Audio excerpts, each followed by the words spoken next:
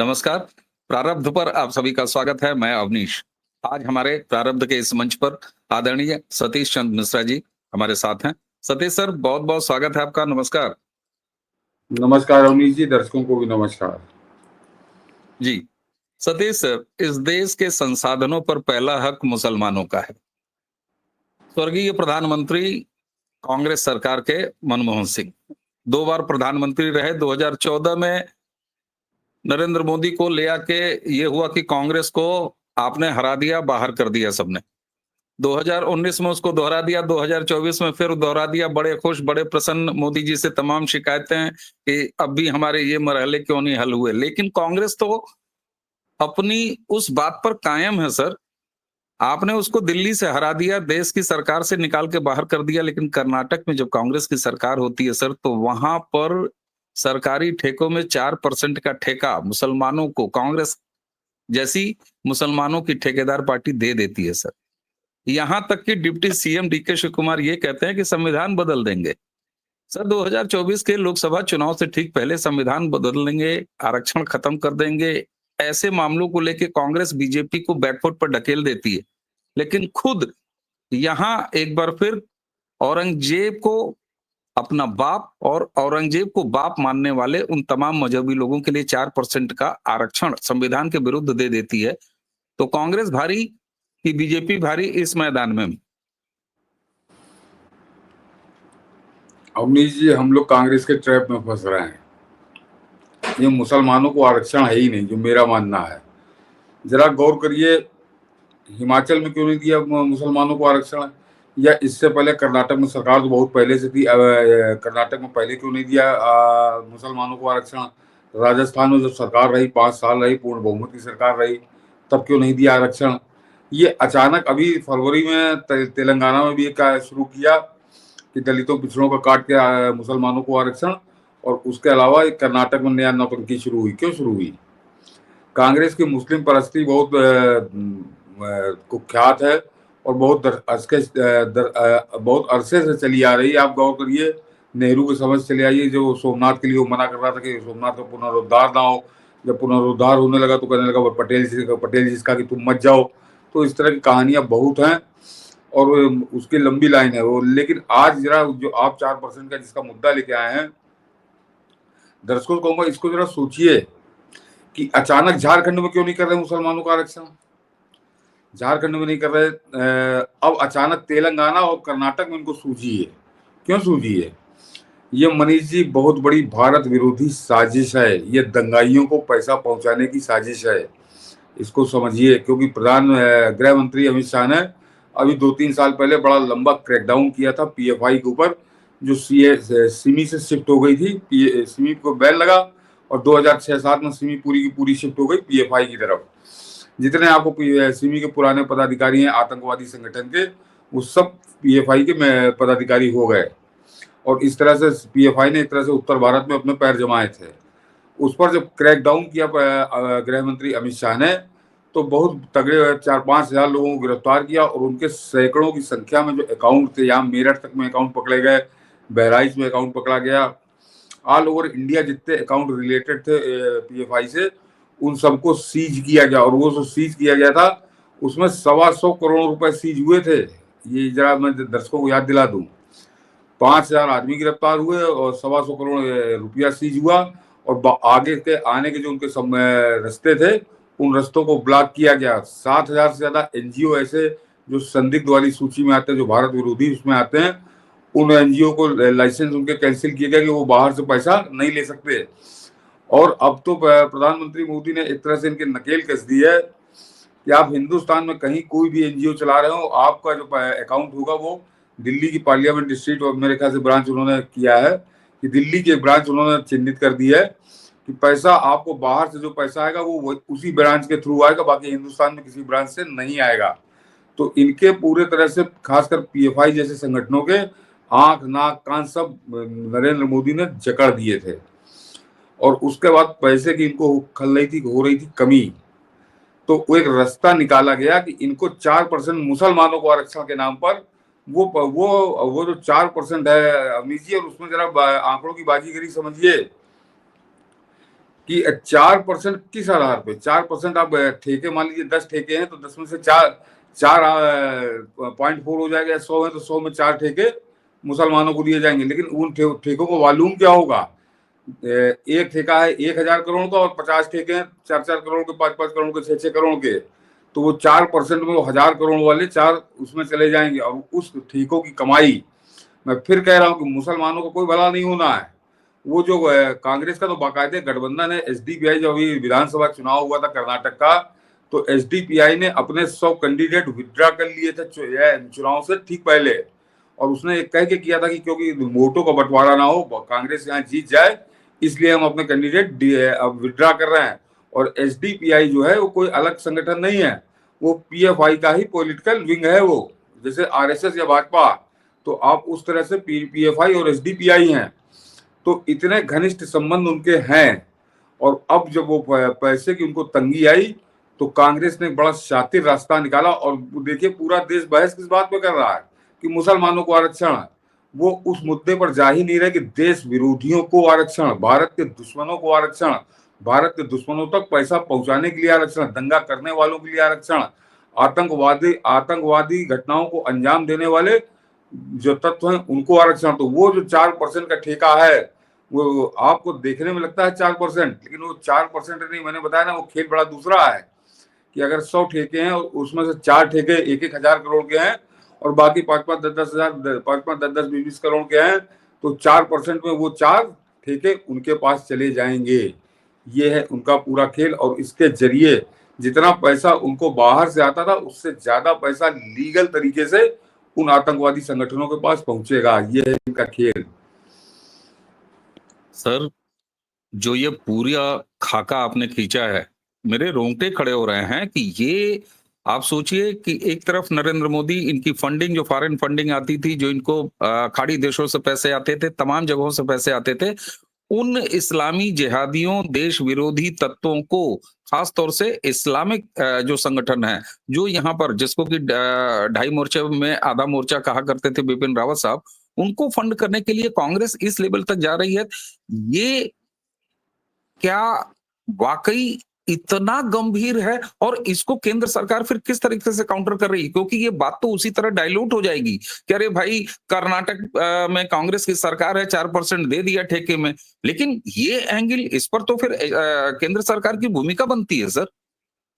नहीं, केंद्र सरकार की भूमिका है। अभी तो कांग्रेस ने विधानसभा में पास करके कानून बनाने का प्रयास किया है, उस पर राज्यपाल की सहमति चाहिए होगी, राष्ट्रपति की सहमति चाहिए होगी। तो अभी तो गेंद जो है वो केंद्र के पाले में पहुंचेगा। और केंद्र इन सब बातों से बहुत अच्छे से परिचित है, वो जान रहा है कि इनकी मंशा क्या है। तो वो पास होगा या नहीं होगा, ये आने वाला समय बताएगा। लेकिन जो हम लोग अभी कांग्रेस के बात कर रहे हैं, तो सोच लीजिए कि कांग्रेस किस हद तक पहुंच गई है। और जो बात आपने कही कि किसी छोटे मोटे नेता ने नहीं कही है अवनीश जी, कांग्रेस सरकार के deputy chief minister DK Shivakumar ने सदन के अंदर ये कहा कि अगर इसके लिए हमें संविधान बदलना पड़ा तो हम संविधान बदलने की हद तक चले जाएंगे, हम संविधान भी बदलेंगे। और ये एक तरह से कांग्रेस का ऑथराइज्ड स्टैंड है कि वो देश का संविधान बदलने के लिए तैयार है, क्योंकि मुसलमानों को आरक्षण मिलना चाहिए। तो मुसलमानों को नहीं, वो आतंकवादियों को आरक्षण होने का एसडीपीआई का पूरा खेल है। और याद करिए कि जब कांग्रेस की सरकार वहां बन गई थी और उसके बाद उन्होंने अपने पसंदीदा मिनिस्टरों की एक चिट्ठी लिस्ट भेजी थी। उन्होंने कहा था कि हमने जो समर्थन दिया उसकी कीमत अब वसूलने का समय आ गया। ये एसडीपीआई का बाकायदे सार्वजनिक हुआ था बयान। तो वो अब अपनी कीमत अब वो इस तरह से वसूलेंगे, क्योंकि उनको एक तरह से नरेंद्र मोदी और अमित शाह की जोड़ी ने कंगाल कर दिया है पैसे के लिए। वो तरस रहे हैं, उनको पैसा अगर आएगा तो वाया दिल्ली की उस ब्रांच आएगा, केंद्र सरकार की निगाह में होगा वो पैसा आया, तो पैसा जा कहाँ रहा है। तो अब उनको तरीके दूसरे चाहिए और उसके लिए ये पूरा खेल खेला जा रहा है। पूरा भारत विरोधी खेल है ये। हिंदू और मुसलमान वाली बात तो आप छोड़ दीजिए, ये हिंदू मुसलमान। और कांग्रेस मतलब मैं भाजपा को भी क्या कहूँ कि भाजपा भी उसी ट्रैप में फंस गई। और बाकी पूरा देश में देख रहा हूँ उसी ट्रैप में फंसा हुआ है कि हिंदू मुसलमानों को दे दिया, मुसलमानों को नहीं दे दिया। ये आतंकवादी संगठनों को पैसा पहुंचाने का। और केवल दक्षिण के 2 राज्यों में क्यों है? अगर कांग्रेस का इतना कलेजा फटा जा रहा है मुसलमानों के लिए, तो कांग्रेस को हिमाचल में भी करना चाहिए था, कांग्रेस को झारखंड में भी करना चाहिए था। तो झारखंड में नहीं किया, हिमाचल में नहीं किया, कर्नाटक और तेलंगाना ये 2 राज्य हैं। और ये दोनों राज्य क्योंकि दक्षिण के हैं, वहां पर पीएफआई के पास अपने उनके मोल हैं, कह लीजिए सूत्र हैं, जहां से वो पैसा कमा सकते हैं, उठा सकते हैं। तो तेलंगाना तो अभी मेरे ख्याल से फाइनलाइज नहीं हुआ है, लेकिन घोषणा पहले तेलंगाना ने की थी, उसके बाद कर्नाटक ने किया, लेकिन कर्नाटक सदन में चला गया है, तो कर्नाटक से उसकी शुरुआत होगी। और एसडीपीआई पूरे हिंदुस्तान में अगर सबसे ज्यादा कहीं मजबूत है, उसका पूरा तंत्र अगर कहीं पे है तो वो कर्नाटक में है। तो जहां पे एसडीपीआई और पीएफआई मजबूत है, वहां पर उन्होंने सबसे पहले किया है। ये है इनका खेल। बिल्कुल सर। और यहाँ पर आपने कहा कि ठीक है, जब केंद्र सरकार के पाले में गेंद आएगी तब तो केंद्र सरकार देखेगी, एजेंसियां देखेंगी।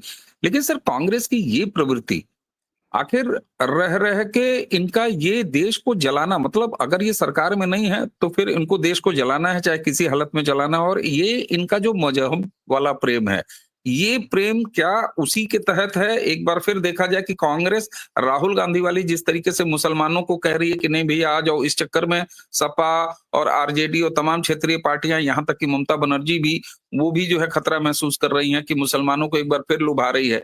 तो ये एक टेरर फंडिंग का पूरा मामला क्यों न कहा जाए, और इसको कांग्रेस की चुनावी लाभ वाली राजनीति जो मुसलमान सेंट्रिक रही है, उसी को आगे एक नए फ्लेवर में, जिसमें टेरर फंडिंग जैसी ये बात कर्नाटक में ये कर रहे हैं, जिसमें इन्होंने 4% सरकारी ठेकों में रिजर्वेशन दिया है। तो ये एक तरह से मुसलमानों को आर्थिक रूप से मजबूत करके, उनके रेडिकल एलिमेंट को मजबूत करके और फिर उनको अपने पक्ष में हाँकना, ये कर्नाटक में सरकार रहते हुए ये दिखा रहे हैं, जहां ये दिखा पाते हैं या पा सकते हैं, क्योंकि सरकार है। हाँ, ये कर नहीं पाएंगे, वो तो केंद्र के पास आएगा तो जो। लेकिन जो आप सवाल है आपका, तो वो कांग्रेस का और इस देश के हर भारतीय के अलावा विशेषकर इस देश के मुसलमानों को अवनीश जी सोचना चाहिए। जो आपका सवाल है उसका जवाब, कि इन्होंने मुस्लिम वोटों का ठेकेदार मान लीजिए, मुस्लिम वोटों का गारंटर मान लीजिए। ये कांग्रेस की बुद्धि में क्या कहूं, कि उन्होंने आतंकवादियों को ही मान लिया है। आतंकवादियों को, इन मुसलमान वोट बैंक जो है इसका ब्रांड एम्बेसडर वो आतंकवादियों को ही मानती है। और ये आज हम लोग अब कर्नाटक की बात कर रहे हैं, पीएफआई और एसडीपीआई की बात कर रहे हैं। आज से 20 साल पहले पीछे चले जाइए, 2004 में इशरत जहां आतंकी मारी गई, और वो उस इशरत जहां के लिए जैश ए मोहम्मद ने अपने बाकायदे अपने वेबसाइट पर उसके बारे में पूरा उसका डिटेल छाप के उसको अपनी अपनी क्या कहते हैं उनको जो मर जाते हैं आतंकवादी, मुजाहिदीन बोलते हैं जो है, कि वो बताकर उसको बाकायदे श्रद्धांजलि दी। उनका एक जैसे मोहम्मद की मैगजीन निकलती है बच्चों की, वो बच्चों को शुरुआत से जिहाद का जहर भरते हैं नन्हे मुजाहिद। उस मैगजीन में बाकायदे इशरत जहां का पूरा डिटेल उन्होंने छापा बच्चों को पढ़ाने के लिए पाकिस्तान में। और उस इशरत जहां के लिए आखिर तक और आज भी कोई कांग्रेसी उसको आतंकवादी कहने को तैयार नहीं है। तो ये कांग्रेस ने क्यों मान लिया है कि मतलब आतंकवादी ही मुसलमानों के ब्रांड एम्बेसडर हैं? ये एपीजे अब्दुल कलाम को क्यों नहीं बनाते हैं? ये वीर अब्दुल हमीद को क्यों नहीं बनाते? तो इनके मुद्दा ही कुछ और है।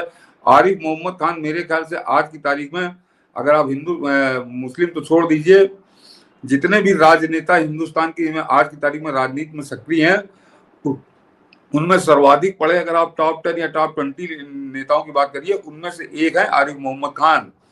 लेकिन उनके दुश्मन है, उनको गाली देते हैं। तो ये कांग्रेस की शुरू से प्रवृत्ति रही है। और मैं और पीछे लिए जाता हूं ताकि आपको स्पष्ट हो जाए कि कांग्रेस का एक नेता हुआ करता, नेता नहीं विधायक था, बाकायदे विधायक था इसी उत्तर प्रदेश में। नाम था उसका नाजिर अली,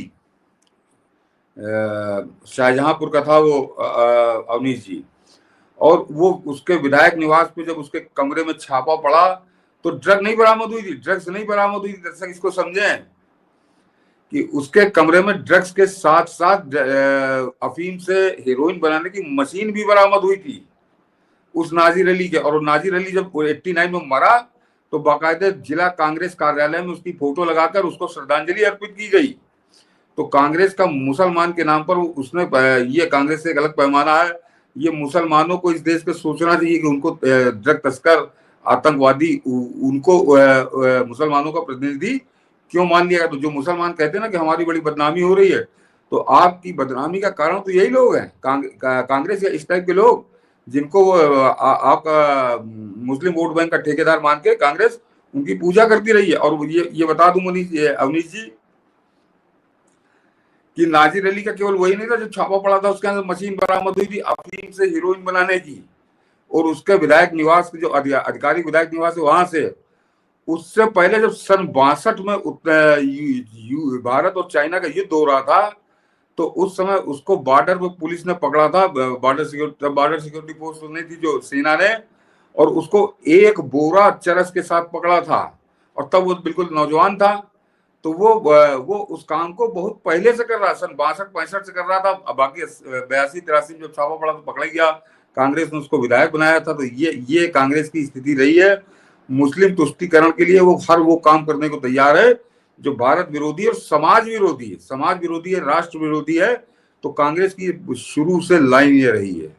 तो ये कोई बड़ा ताजुब का मामला नहीं है, मगर ये मैंने कहा ये बड़ा शातिर गेम है, ताकि लोग उसको हिंदू मुसलमान की तरफ देखें और हिंदू मुसलमान के गणित लगाने, समीकरण सुलझाने में लगे रहे, और वो अपना काम बड़ी खूबसूरती से पीएफआई को फंडिंग करें। क्योंकि पीएफआई को फंडिंग जब से रुकी है तब से बहुत कुछ दंगे फसाद भी रुके हैं देश के अंदर।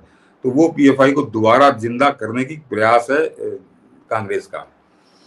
बिल्कुल सर, बिल्कुल। और जैसे जैसे आपसे बातचीत आगे बढ़ रही है और इस एंगल पर और आप विस्तार दे रहे हैं, इसकी भयावहता समझी जा सकती है।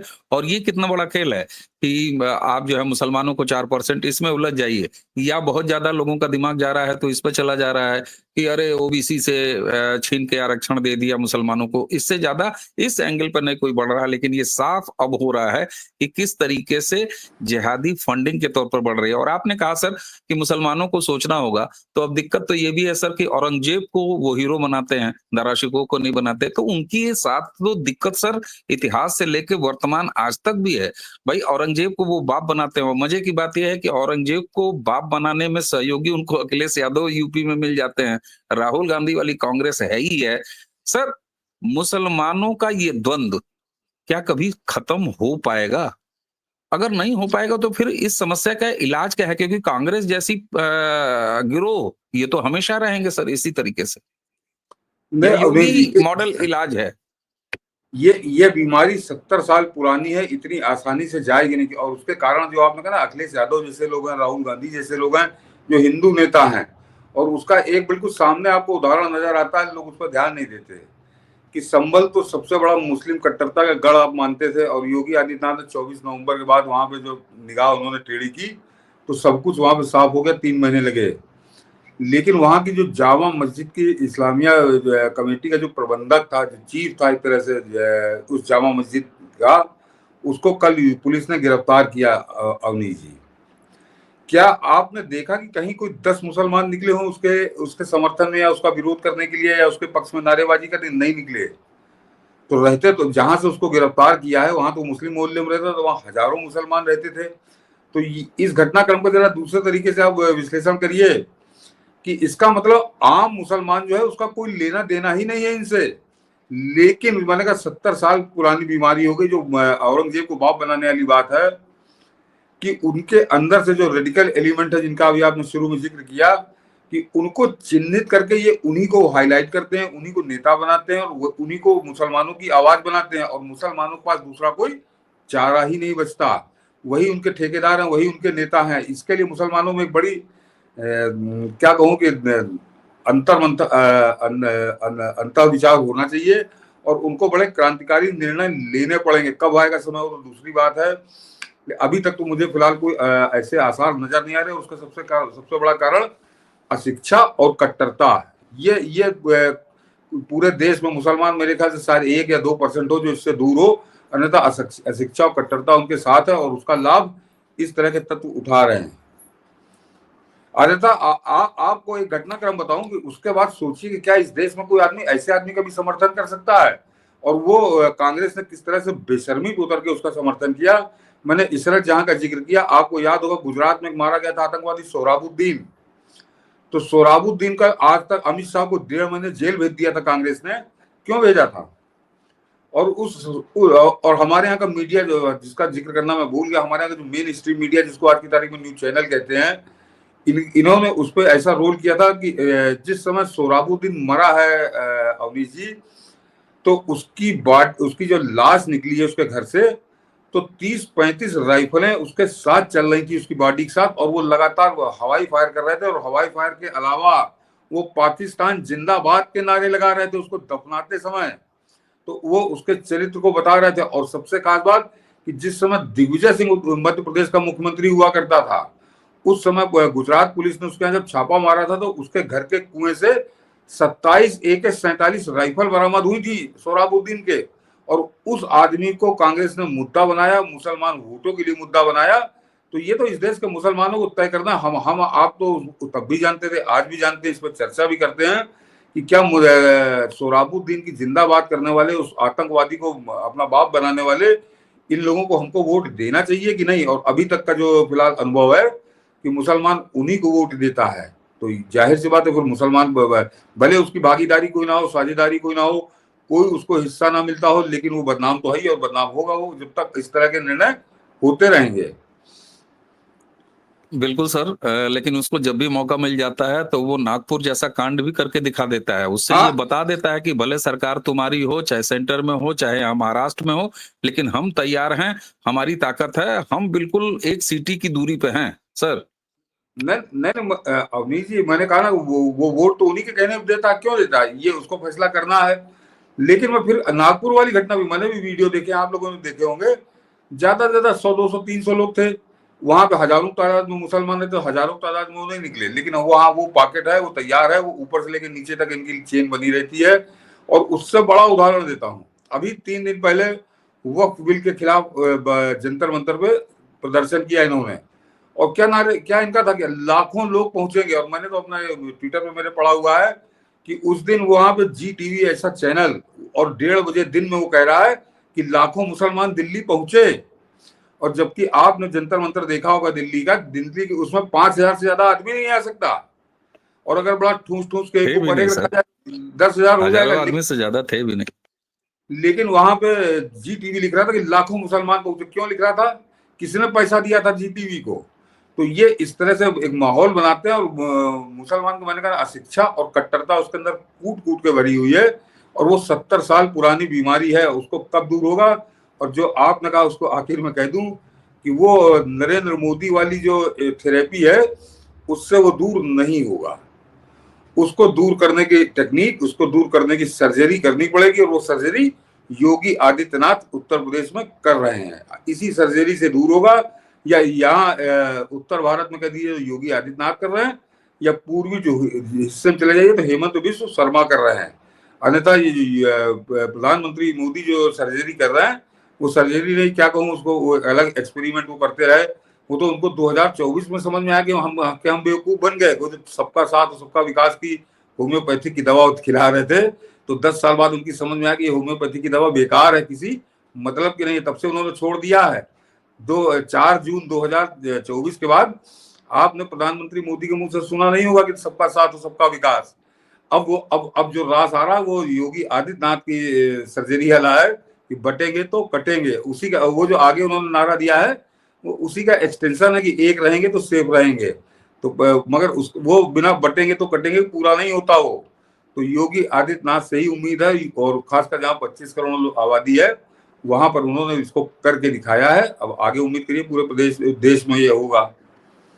बिल्कुल सर। और जब किसी को एक राष्ट्रीय नेतृत्व के तौर पर देखा जाता है या कल्पना की जाती है, तो बट नेचुरल अनुभव देखा जा सकता है। इस मामले में योगी आदित्यनाथ निश्चित ही 25 करोड़ आबादी वाले उत्तर प्रदेश के मुख्यमंत्री हैं। तो वो जो मॉडल अपने यहाँ सक्सेसफुल करेंगे, तो एक बड़ी बानगी, आप कहते हैं ना कि एक बड़ा का उदाहरण आपके सामने होगा, जिसको कि नेशनली अप्लाई किया जा सकता है। और एक चीज और सर, मोदी जी वैसे कहे तो थे कड़वी दवाई शुरुआत में जब 2014 में आए थे, लेकिन वो दवाई पता नहीं क्या रख के भूल गए।